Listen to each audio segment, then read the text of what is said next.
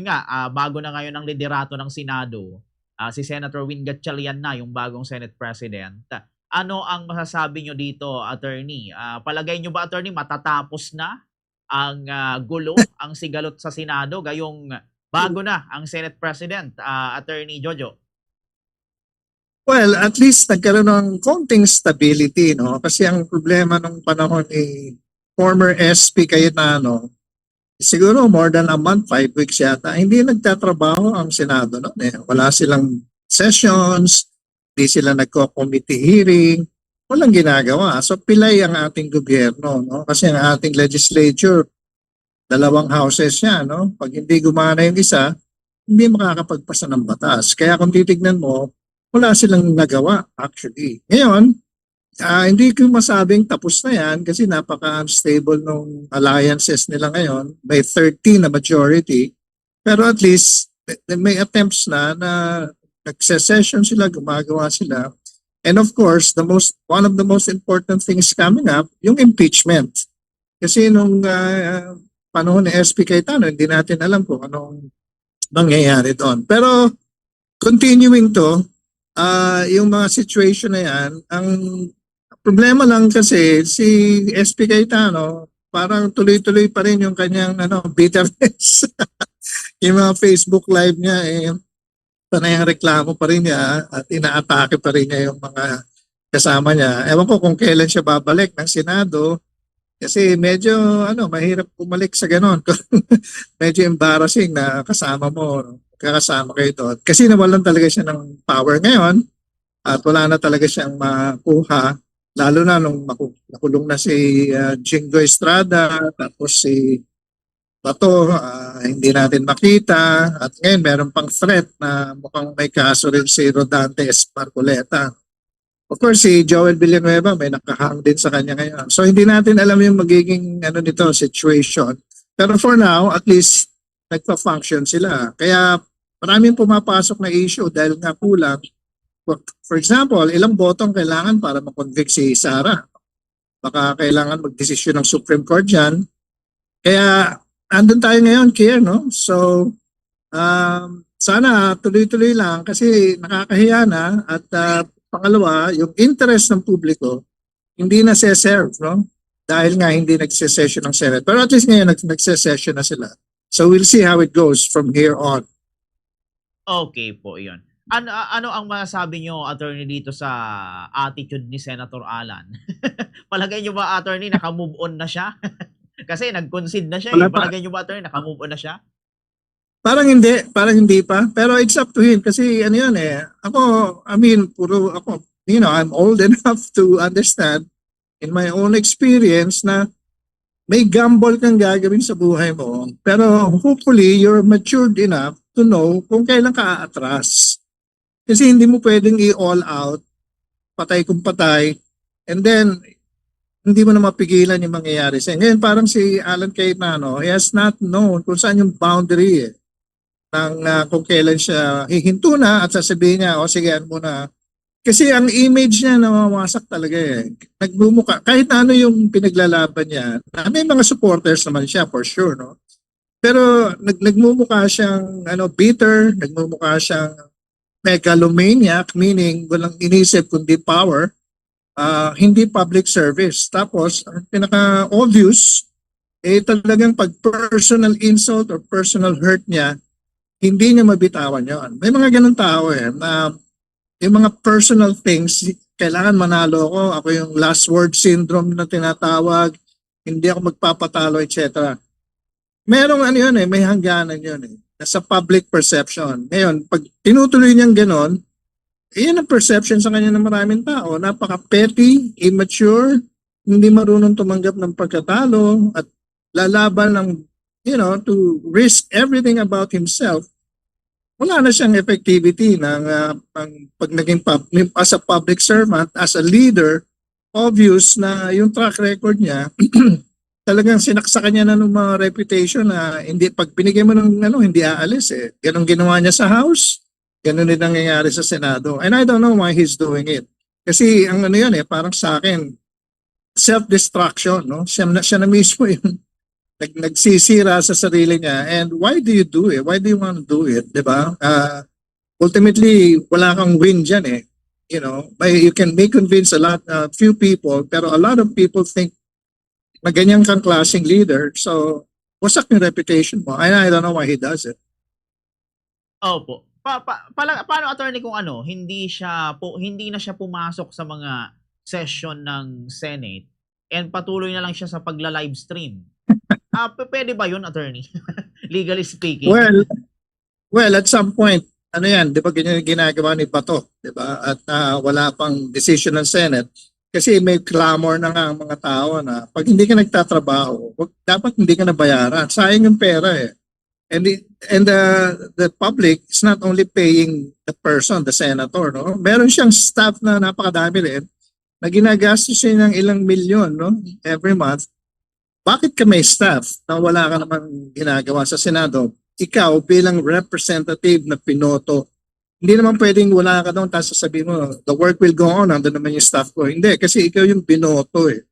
Kailangan nandun ka sa Senado. And yun, obviously, pag ginawa niya yun, dalawa na sila di pa to. And I think that the Senate should do something about it. The clamor of the public will get stronger na yung mga senador kailangan magtrabaho. Kasi ang problema kay Alan Cayetano, parang masyado siyang matampuhin, ano? Nagtampo siya, nasaktan siya, tapos hindi na ako magtatrabaho. Eh yun nga, it's embarrassing for him. And it will be a big thing. Paano siya makakabalik sa Senado nang ginagawa niya? He's putting himself in the corner already, no? Nilalagay niya yung sarili niya doon na I don't know why he's doing it to himself eh. Na mas mahirap bumalik, mas mahirap kumbinsin ng public sa sinasabi mo. Eh, why do it? Why do it? Bakit mo gagawin yun? Tsaka hanggang kailan mo to isusustain? At some point kasi kailangan maging statesman ka and say, I've been elected, trabahuhin ko yung dapat kong trabahuhin, talo ako for now, minority ako ngayon, pero do the right thing, di ba? Hindi yung sasabotahin mo yung session ng Senate or something, tapos FB Live ko ng FB Live na hindi naman yun yung binoto natin para sa kanya. Okay po, iyon. And dito, attorney, palagay niyo po ba itong ginagawang ito ni Senator Alan? Ano ba ito? Personal na galit ba ito, attorney? O strategy niya para ma-divert yung atensyon sa impeachment ni si Sara? Siguro sa isip niya strategy yun, no? Pero tingin ko masyado ng personal pride na to eh. Na hindi niya matanggap. As a statesman, walang statesmanship si Alan dahil dun sa ginagawa niya eh. Kasi wala na siyang numbers. Natanggal na siya. Why can you not go back to your work bilang minority, bilang isa dun sa mga siyam na natitira at tumulong ka sa pagbabalangkas ng mga batas o pag-iimbestiga ng mga bagay-bagay? Kailangan gawin mo yun. I mean, masakit sa pride yun eh kasi natalo siya eh. Pinanindigan niya to eh. Na sabi niya, 13 kami, mga words na gano'n. Walang 11 dito. In other words, ang feeling niya, solid yung 13 niya. Na ayos niya, kahit wala si Bato na ngayon, bumoto naman siya, hindi niya ako matatanggal. Eh may dalawang senador na lumipat na, si Chis Escudero at si Joel Villanueva. Especially si Joel Villanueva na erstwhile strong ally niya supposedly yon. Kaya anong feeling mo, di ba? May feeling kang betrayal. Hindi lang niya matira pa si Joel. Pero syempre may feeling siya ng betrayal. Kasi akala nila hindi sila mag-iiwanan. Yun ang parati nilang sinasabi, walang iwanan. Ngayon, iniwan siya. It's a political reality. Why can you not face it? Bakit hindi ka maging statesman, natanggapin mo, wala ka ng boto, pero gawin mo na yung trabaho mo na dapat mong gawin. I don't understand why he's doing this kasi he's really sinisira niya ang kanyang reputation na hindi naman very stellar reputation anyway, pero patuloy niyang winawasak.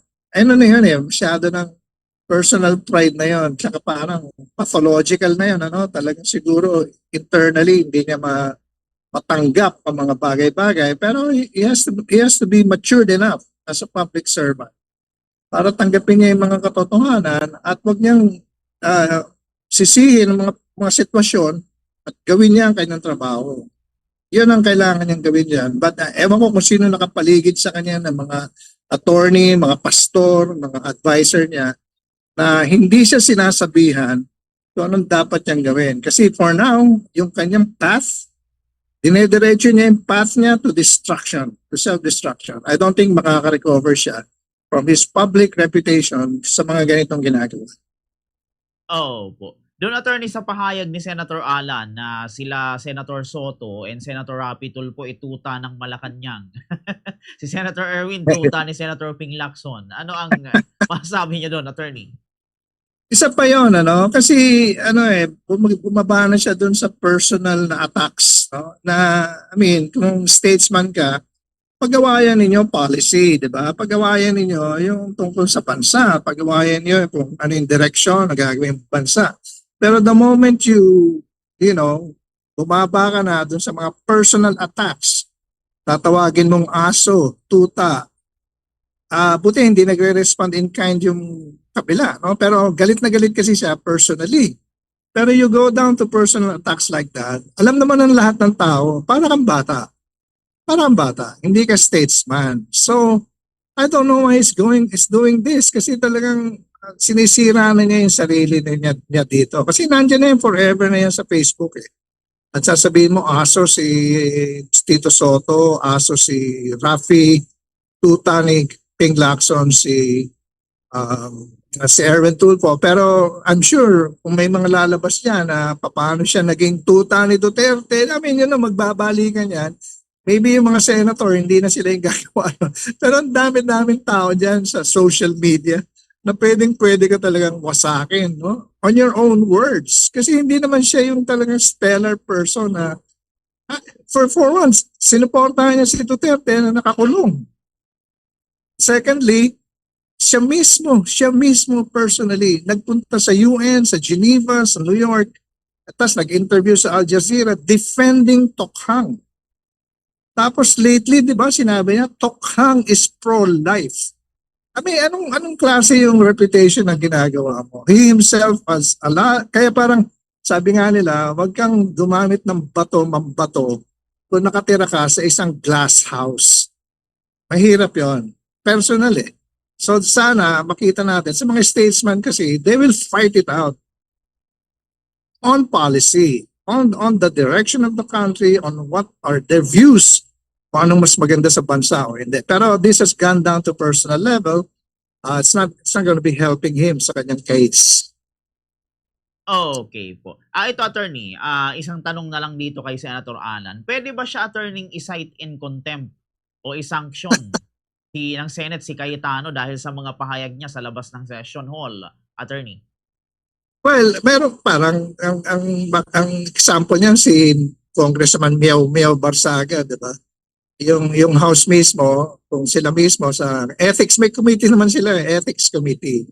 Kung palagay nila sumobra na, may kapangyarihan ng Senado.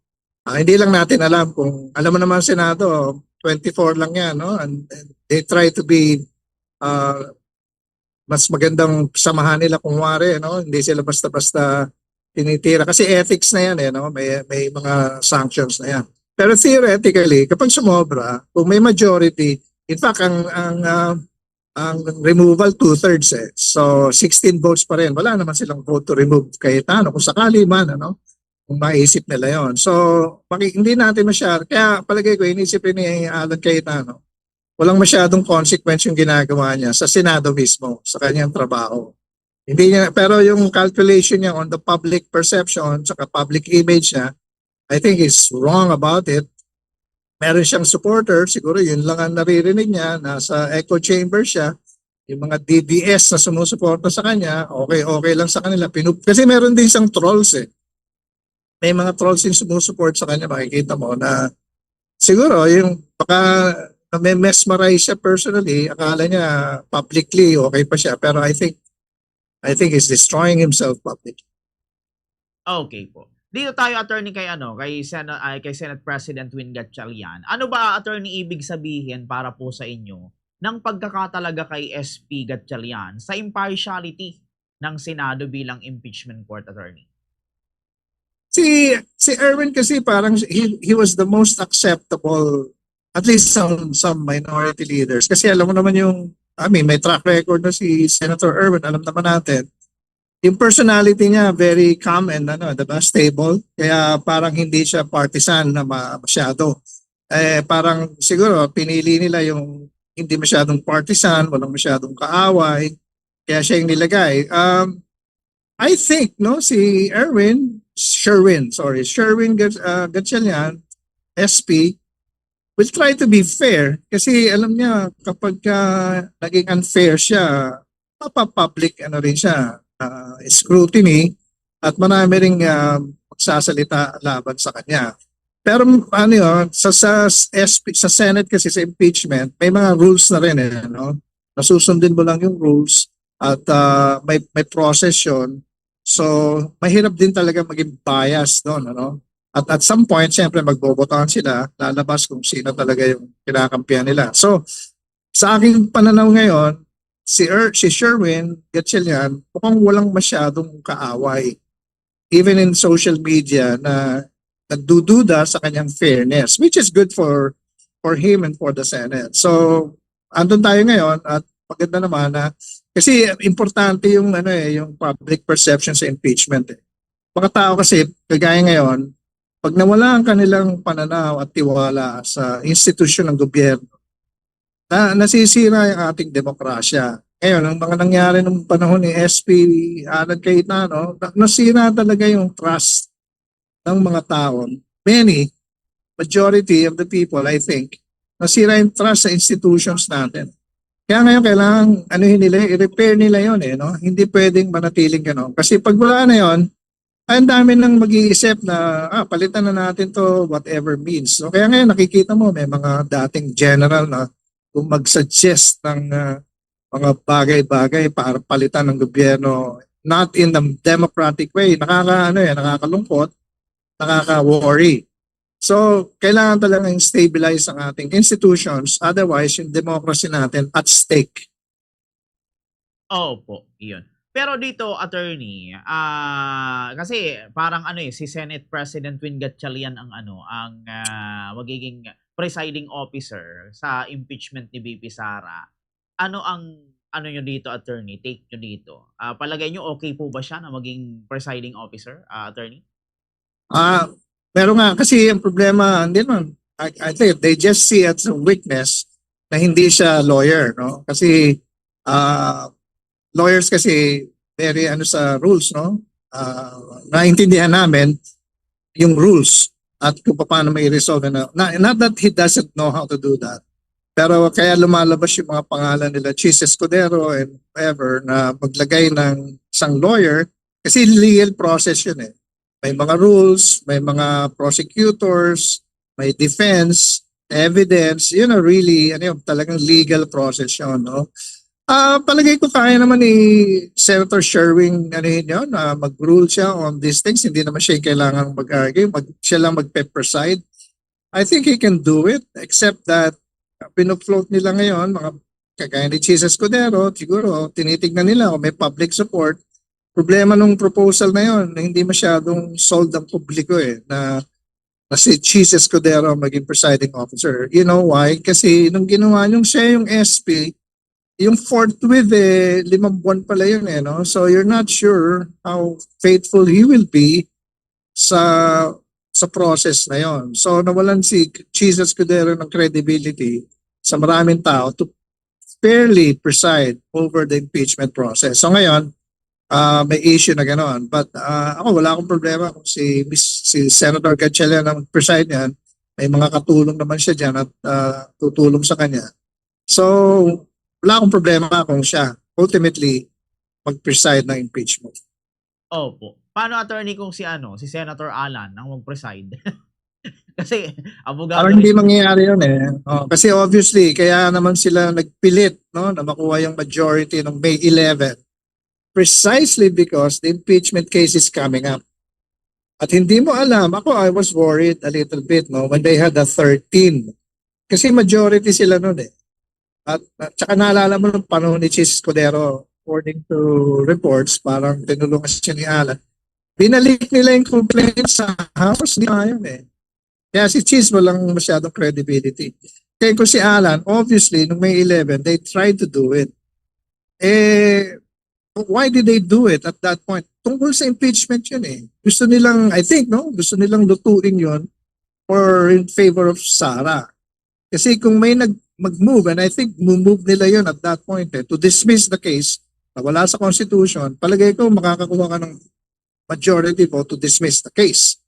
Kaya yun yung parang play noon. Kaya mabigat ito na, so hindi natuloy kasi lumipat din yung dalawa kaya sa kabila, ano? So, hindi pwedeng si Alan Cayetano ang nasa, hindi nga, sa regular SP nga, wala na tayong tiwala sa kanya, lalo na sa impeachment. Kasi alam naman natin na napaka DDS niya, supporter talaga siya ng mga Duterte, at he will do anything and everything to get them off the hook. Yan ang problema kay Alan Cayetano. Hindi siya pwede mag-preside ng impeachment. Okay po yun. Pero ito, attorney, mga second to the last question na lang, attorney. Para sa inyo, attorney, mas delikado ba ngayon sa impeachment yung awayan ng senador sa media kaysa sa ebidensya mismo laban po kay VP Sara, attorney? Di masyado nakuha yung tanong, pero ito yung parang sagot ko dyan, ano, everybody, I think ang strategy pa rin ng Duterte Cap is to avoid a trial. Okay? At ang strategy nila is hindi mailabas ang mga ebidensya. Kaya lahat ngayon ginagawa nila, yung sagot nila, motion to dismiss eh. So, nung panahon ni Alan, kung siya yung SP, siya yung presider, baka na ano nila yun. Kung ano, ayaw nilang, pipigilan nila yung prosecution, ilabas yung mga banking accounts ng mga Duterte, may majority, sasabihin, yes, hindi kailangan ilabas yan. Kaya delikado nun eh. Pero ngayon, nawala yung ganong advantage ng mga supporters ng Vice President sa sa Senado. More or less, hopefully, tuloy yung trial, walang votes to dismiss it, at ang taong bayan, makikita natin yung ebidensya na ipe-present ng prosecution na nakita naman natin na nung nag-hearing sa Justice Committee, no? Meron na tayong hint. Pero lalabas pa nila lahat yon. Kaya importanteng magkaroon ng trial, no? Whether convicted or not, bahala na yung ilang senador dyan, no? Kaya kailangan mag-trial para makita ng publiko kung ano talaga yung pinag-uusapan nating charges against kay VP Sara at kung paano niya sasagutin. Hanggang ngayon, hindi pa niya sinasagot. Hindi pa sila nag-explain yung mga specific charges, no? Especially on the use of public funds, no, yung graft and corruption and all. So, hintayin natin. Okay po, yun. And ito, attorney, bago tayo magtapos sa ating interview, sa July 6 na ang impeachment trial ni VP Sara. Ano ang ini-expect or inaasahan nyo dito, attorney, na mangyayari? Dito, attorney, sa impeachment o sa trial na ito, attorney? Tingin ako, na-expect ko magiging magulo eh. Kasi lahat ng bagay na itatapo ng defense, tatapo nila lahat yan. The only difference right now is by 13 votes na majority. Hindi ko alam kung ano kasi ang stance ni Joel Villanueva. Kasi dati ano yan eh, I mean pro-Sara siya, di ba?